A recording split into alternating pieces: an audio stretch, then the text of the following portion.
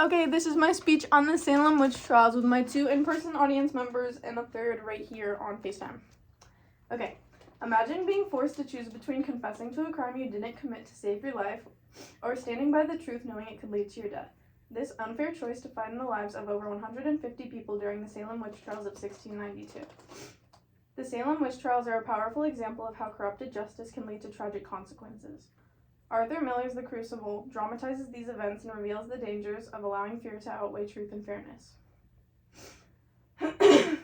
These trials were a period of hysteria where all reason and justice were not considered.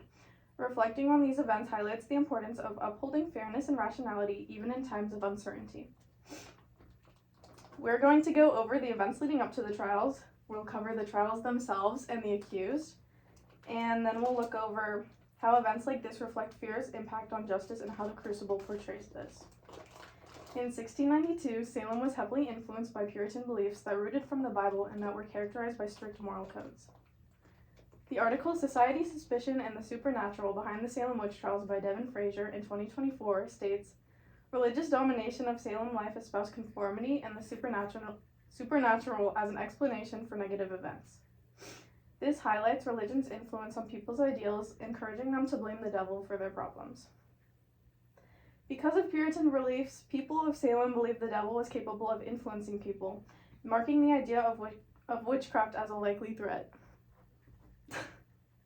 The community-wide hysteria began when the Reverend's daughter and niece began to exhibit strange behaviors. According to the 2011 article, The Salem Witch Trials from History.com, these symptoms include convulsions, seizures, and barking like a dog. Soon after, other girls in the village began to display some of the same symptoms. As the local doctor William Griggs suspected witchcraft, panic soon took over the community. With fear and suspicion grasping the people of Salem Village, one of the most infamous displays of injustice in American history would soon occur. The first to be accused of witchcraft were 3 women. Tituba, an enslaved woman, Sarah Good, the village beggar, and then Sarah Osborne, who was a woman who rarely attended church. The idea that accusations targeted marginalized individuals is supported by the Peabody Essex Museum article titled The Salem Witch Trials of 1692, which relates that women represented 3/4 of those prosecuted of witchcraft in New England, with accusers most often pointing the finger at middle-aged and older women. However, belief held that anybody could be a witch, so even well-respected community members were accused, showing how fear made people turn against each other and allowed society to fall apart. As the trials began, the accused would often confess to witchcraft and name others, which quickly overwhelmed the justice system. Tituba was the first to confess and claim that she knew of others who were also working with the devil.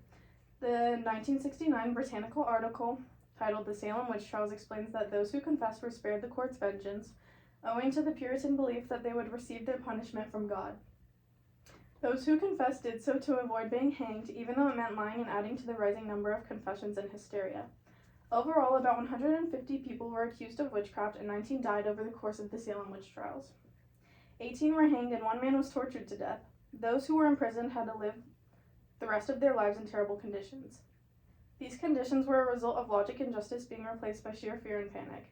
The Salem Witch Trials stand as a tragic example of fear's ability to corrupt justice, a theme brought to life in The Crucible. I'm not done. The fear of witchcraft alone transformed Salem into a society where accusations enough... Wait, did I already read this one? No. Where accusations were enough to ruin a person's life. Spectral evidence became the basis of convictions, and extreme pressure led many to confess even if the accusations were false. Written in 1953, The Crucible was meant to draw parallels between the witch trials and the Red Scare of the McCarthy era. In both events, fear of a higher power led to chaos. In the article Possessed, The Salem Witch Trials from Penn Today, Speaker Brown states, "One part of the book I think is still powerful today is the notion of the fear of something that's beyond your knowledge and control, the sense that the threat is multiplying. This emphasizes how fear of the unknown can strip societies of rationality and any sense of control, which becomes exceedingly dangerous when human lives are on the line." The Salem Witch Trials remind us of the dangers of fear and mass hysteria overruling the justice system. By using the trials as a parallel to another similar event based on panic, Miller's play and book can resonate throughout any era of history. To review, we explored the events leading up to the trials, Then we focused on the accused and the trials themselves, and examined how fear impacts justice and how the Crucible highlights this theme. Though the Salem witch trials occurred over 300 years ago, we can use this event even today as a lesson on how widespread fear and false accusations can negatively impact the justice system. Thank you.